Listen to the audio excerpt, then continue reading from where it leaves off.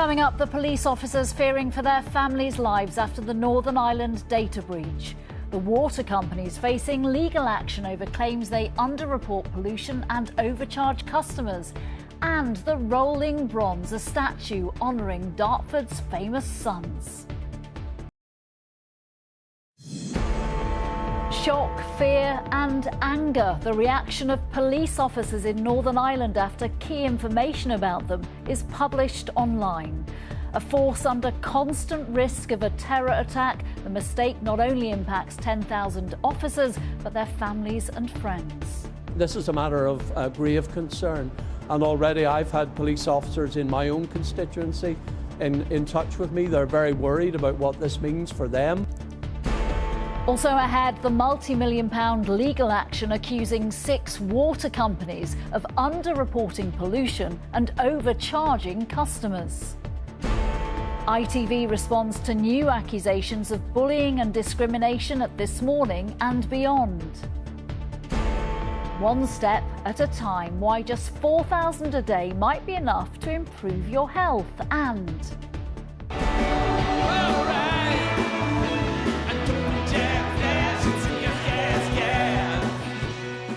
moves like Jagger, Dartford celebrates 2 homegrown stars of the Rolling Stones.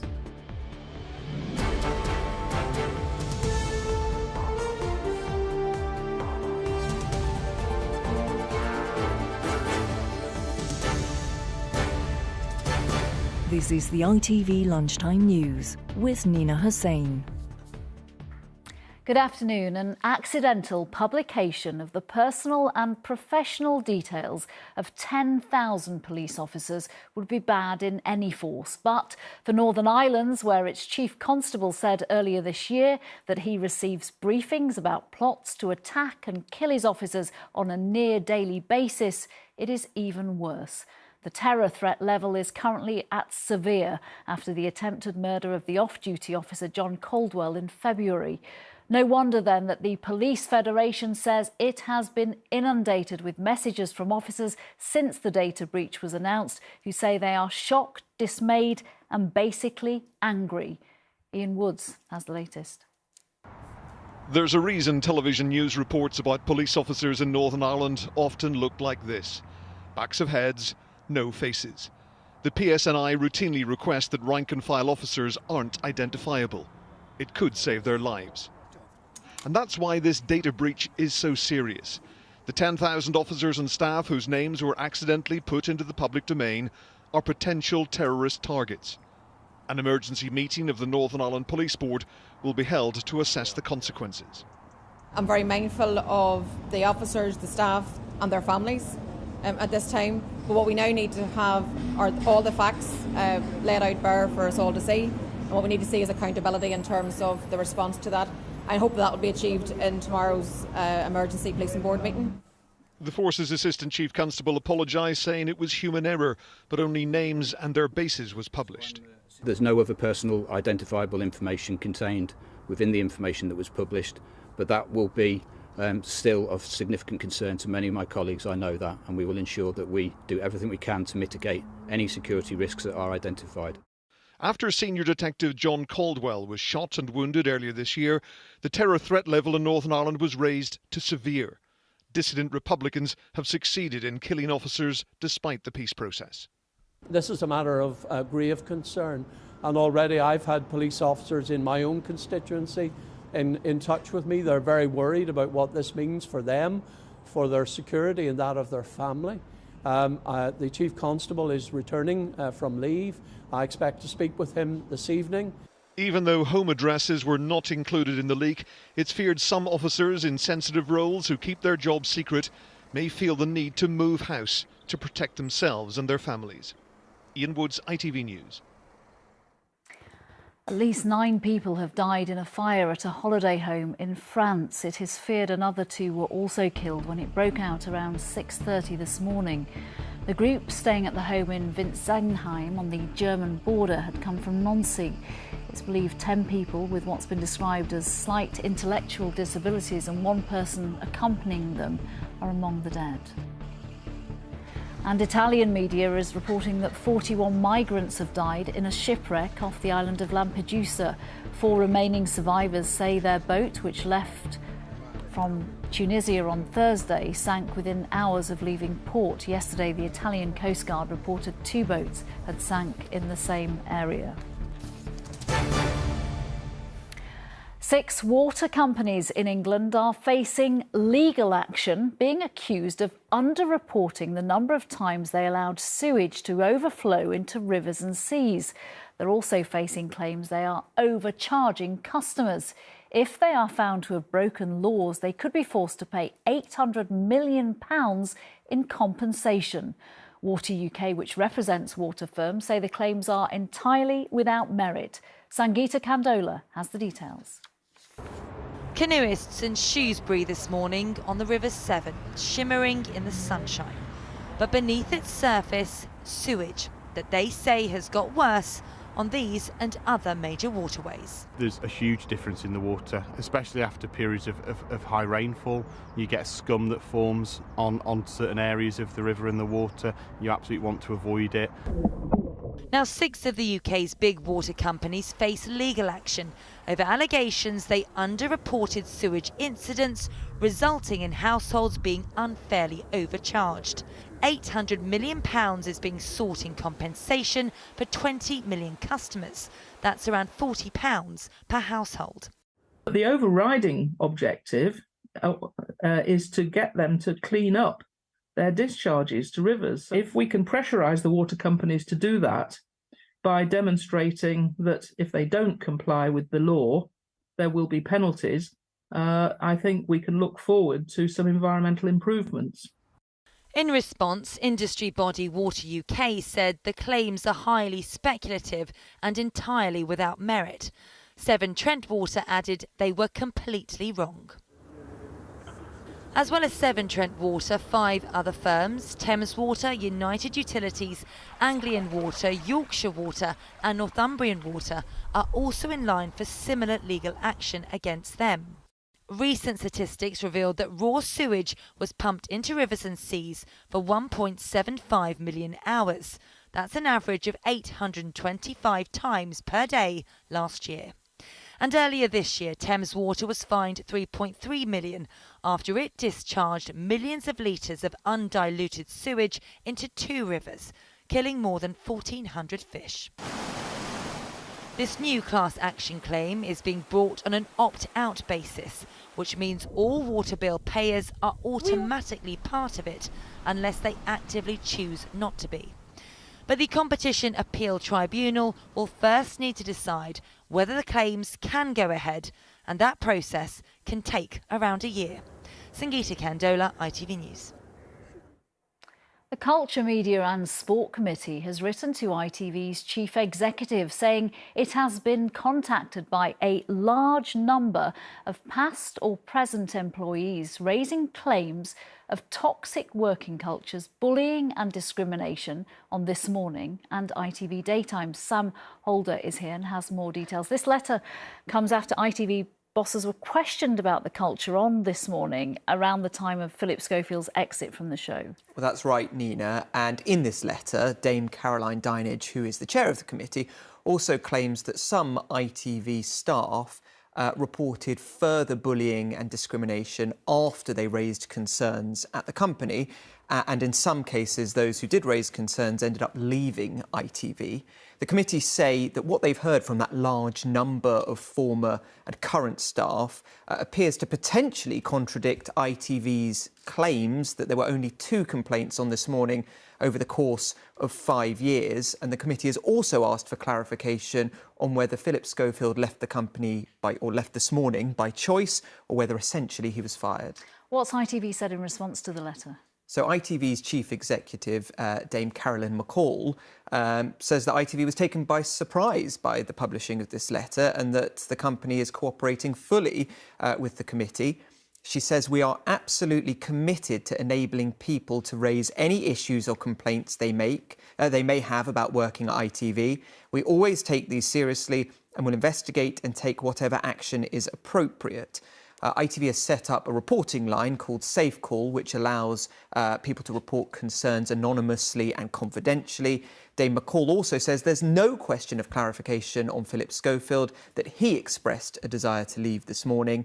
And an independent external review, which ITV promised to the committee, is underway and is expected to be completed in September. Sam Holder, thank you very much. Thank you. The Immigration Minister has confirmed the UK could pull out of the European Convention on Human Rights to help tackle the problem of small boats crossing the English Channel. Robert Jenrick was questioned about the move as the government announced another new policy to tackle the migrant crisis. With the details and reaction, here's our political correspondent, Carl Dinnan.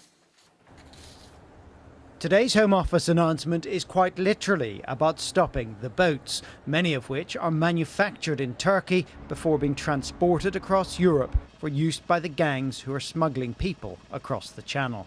This is a really important way in which we can smash the gangs, stop people coming anywhere near the United Kingdom, and make the UK a strategic partner of choice to an important country like Turkey further upstream, as well as working on the goal line of the beaches of northern France. The new migration partnership with Turkey includes British support for a new Turkish National Police Centre for tackling organised immigration crime. It also includes increased intelligence sharing. But nearly 1,500 Turkish migrants have arrived here on small boats so far this year, and as yet there's no deal for returning any of them to Turkey. And small boats themselves are not the only problem. There are probably almost as many people arriving here irregularly to claim asylum via other routes than small boats as are coming on the small boats, despite the fact the government spends all its time talking on small boats. What we actually need is safe routes for some people who, for good reason, want to come here to claim asylum, plus an asylum system that actually works. The Bibby Stockholm, moored in Portland, is becoming a symbol of the difficulties. Intended to house 500 out of the 50,000 asylum seekers in temporary accommodation, legal challenges mean only 20 or so have so far arrived. Labour say the problem is the backlog. What we would do is introduce a new fast-track asylum system for safe countries, including returns, for countries like Albania, speed up the system, speed up decision-making and properly end hotel use. That would save the taxpayer billions of pounds. The government ultimately hopes to start sending asylum seekers to Rwanda for processing, but has so far been prevented from doing so by the courts. Carl, this threat of pulling out of this major human rights agreement hasn't gone away, and it is all about Rwanda, isn't it? Yeah, there are a number of government ministers who don't like the European Convention on Human Rights and the court that administers it because it frustrates things like the Rwanda plan. The Home Secretary, for example, has spoken about wanting to leave it. And when we asked Robert Jenrick, the immigration minister, about it this morning, he didn't deny that the Tories could campaign at the next election to leave the ECHR. In a way, it wouldn't be all that surprising if they did campaign that way, because they've been doing that in various iterations ever since 2010, leaving the ECHR, reforming the ECHR, leaving bits of the ECHR, all of those things. The problem is that, for a start, it is deeply embedded in the Good Friday Agreement and the Windsor Framework, which is one of Rishi Sunak's greatest achievements to date, and all of that would have to be rewritten yet again. It would also mean that agreements like the one the government has just announced with Turkey would end up being reversed to some extent with all of the rest of the EU. So although I don't think it would be all that surprising if the Conservatives campaigned on leaving the ECHR, I think it would be quite a bit more surprising if they ever got into government and actually did it. Carl Dinnan, thank you very much. Thank you. Still to come, meet the Glimmer Twins, Dartford's tribute to two very famous sons. And step change, why doing just 4,000 a day could help you live longer. More than 1,000 firefighters are still tackling wildfires in Portugal as they try to prevent their further spread. Around 7,000 hectares has been scorched by three major fires brought in by extreme temperatures. Those evacuated on Monday, around 1,400 people, have now started to return home. Well, today the travel operator TUI revealed it's expecting a £21 million financial hit from the wildfires in Rhodes last month. But despite the disruption, the company revealed a jump in last-minute summer holiday bookings, with numbers up by 7% on last year and a quarter on pre-pandemic levels.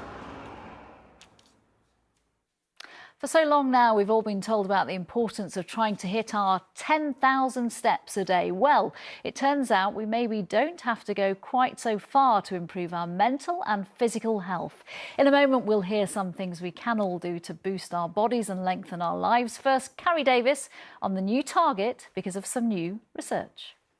We're all aware that taking a walk, if we're able, is good for our health. In fact, lots of us now track our steps on a smartphone or watch. 10,000 a day has become the widely accepted target number. But scientists have found you don't need to do as many as previously thought. By analysing data from more than 200,000 people, researchers discovered that walking at least 3,967 steps a day helps reduce the risk of early death, while just 2,337 steps begins to reduce the risk of dying from heart diseases. The study does conclude that the more a person walks, the better. Even if people walk as many as 20,000 steps a day, it seems the health benefits keep increasing, though the data for these higher ranges was limited. Let's get some top tips for you. I'm joined by the fitness expert, Gabby Allen. Welcome, welcome, welcome. Hello. Let's start with this issue of walking. It sometimes doesn't feel that energetic, but it is really good for you. Why is it so good for you, even when you're talking about 4,000 steps rather than 10,000? So the overall benefits are just endless. Talking about the obvious, physical. It improves your overall cardiovascular endurance, your circulation, your joint mobility, all of that. But it's also about, the mental health we have to it too. But I think step count getting your step count in is an overall umbrella term for moving more.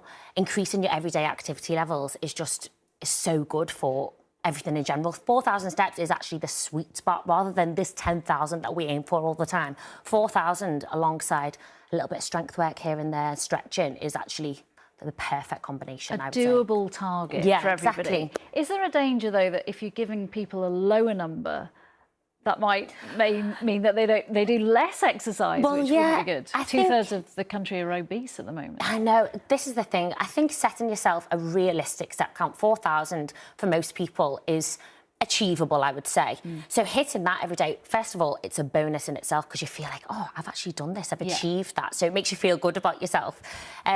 But doing that, as I said, alongside other things, just moving more and just getting those endorphins going, it becomes also addictive in the long run. It makes you want to do more. So setting yourself a realistic goal, maybe starting with 4,000, and then every 2 weeks, maybe just adding 500, an extra 1,000 more is going to make it more achievable in the long run. And are we talking all sorts of walking? Does it have to be a fast walk? Do you have to involve hills, or does that not matter a jot? I think just getting out there in general. Obviously, if you're someone like me, I love going out with the dog. I'm out for 2 hours every day, and I'm sometimes like, oh, that's not enough. But I think just in general, getting out there, a normal walk, especially if you're going from being quite sedentary, just getting out there in the outdoors. I know the rain's not great all the time, but get your mac on, you'll be fine, I think it's just, once you get into it, it's, the runner's high that people get. Yeah. People also start to enjoy walking at whatever age you are. I think just getting out there is the main thing. Some exercise can be intimidating. There was research out a few days ago saying wall sits and planks are really, really good at reducing blood pressure. What are your top tips for anyone listening thinking, I've never thought about attempting a wall sit, and what on earth is a plank? Well, a wall sit are actually way more challenging than most people would see. You see someone sat there, you're like, oh, that looks easy, and then you get there, and 30 seconds in, you're like, oh my God. But they are great because, once again, it's a very static movement. It uses the whole body, and that is going to help increase your, help keep down your blood pressure. All those things all put together, cardiovascular stuff, amazing. But I think things like plank and wall sits are just great overall body, full body workouts that anyone can do. They're accessible for everybody, along with walking as well. Yeah, and free. Yeah, Gabby exactly. Allen, thank you very much for joining me. Thank you so much. A new study has found that Facebook usage is not linked to psychological harm, countering the common belief that social media has negative impacts on mental health. The study, however, did not include other social media applications and did not investigate whether there could be impacts on groups of people with particular vulnerabilities. Someone in Florida has bought a lottery ticket worth more than $1.5 billion, the largest Mega Millions total ever. The lucky winner's identity has not yet been revealed. The total is the third largest overall in US lottery history. Finally, Dartford is celebrating two homegrown heroes with a new statue. Sir Mick Jagger and Keith Richards were born there and went on to form one of the biggest bands the world has ever seen, the Rolling Stones. James Dunham was there for the big reveal of the bronze called the Glimmer Twins.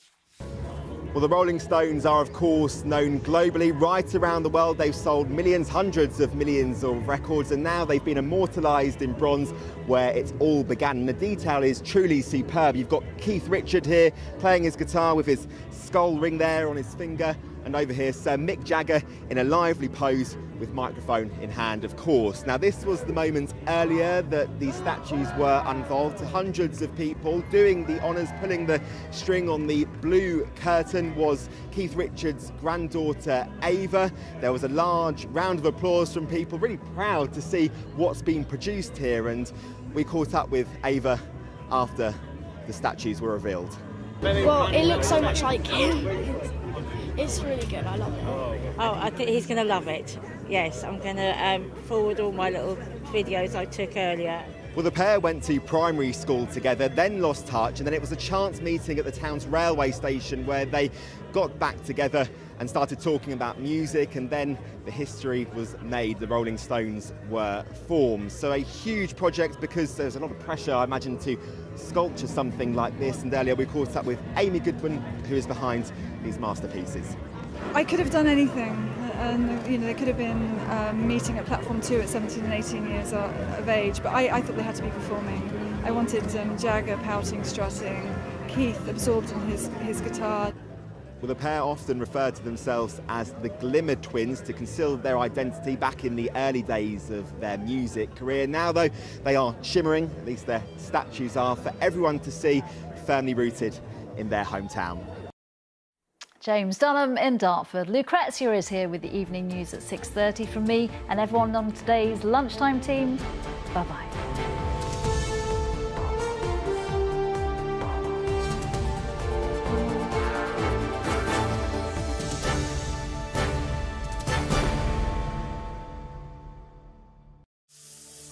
The warm weather continues.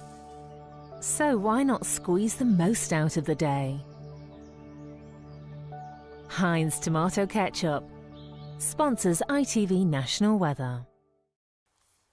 Finally feeling a little more like summer as the day wears on. Plenty of sunny spells out there today, staying dry and calm and feeling so much warmer than of late. Temperatures responding very well in that afternoon sunshine. The only glitch will be a little more cloud than we'd like across the north and the west, but this nibbled away to reveal brighter skies before the end of the afternoon. Perfect blue skies across central and southeastern spots with that strong August sunshine, lifting temperatures to around 24, 25 degrees, a little more fitting to the time of year compared to the last few days and weeks. Where we've got the cloud, the temperature's a little more modest, but generally the sunshine making all the difference. Just a little mist and murk around those southern and western coasts. But all in all, plenty of sunshine as the day draws to a close. A really lovely summer's evening ahead. Through this evening and tonight, with the calm, quiet conditions, with the moisture in the air from the last 24 hours worth of rain, some mist and shallow fog forming come dawn, and a mild and somewhat muggy night for some of us. Heinz Tomato Ketchup sponsors ITV National Weather.